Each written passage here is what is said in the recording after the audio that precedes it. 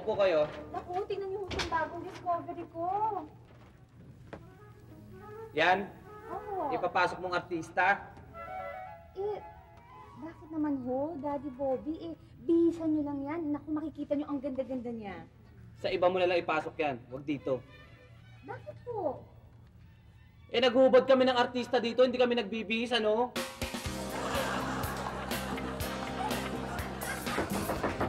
Oh yes, come in, please. Good morning, good morning. Maupo muna kayo. Maupo muna. Yes,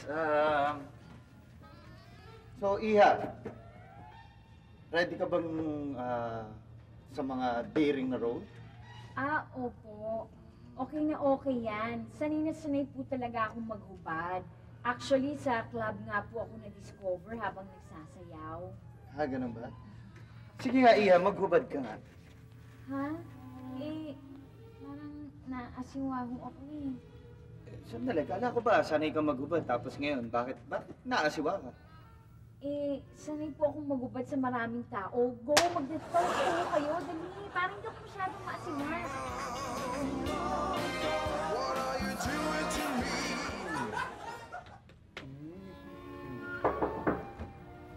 Pasok! Magandang araw ho, Direk.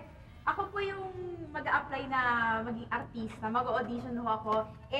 Naghubad ho agad ako dahil alam ko naman ho ang titignan nyo eh. Ano bang role na kailangan nyo? Dancer ho ba o model? Madre, gusto ko magbihik ka nga. Kadiri ka.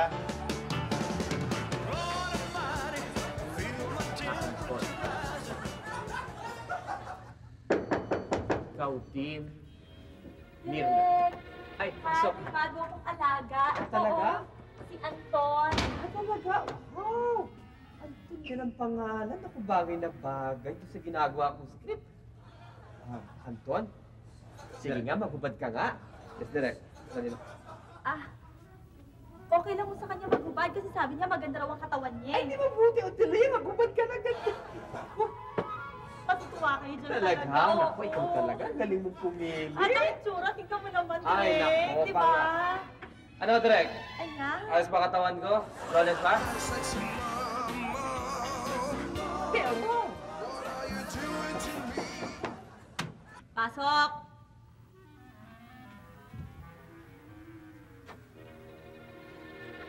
Oh, ikaw ba ang pinadala ng Diva Films? Ba, totoo pala maganda ang itsura mo at ang tindig mo Hindi bale, Iho Pasisikatin kita. Ikaw ang magiging matinee idol, okay? Ng bagong henerasyon ngayon. At ikaw na leading man na ilalagay ko sa bagong pelikulang ginagawa ko. Nagkakamali po kayo. Ganito lang po talaga ang itsura ko, pero babae po ako. ang hirap humanap ng talent. Swami, pasok! Hi! Oh.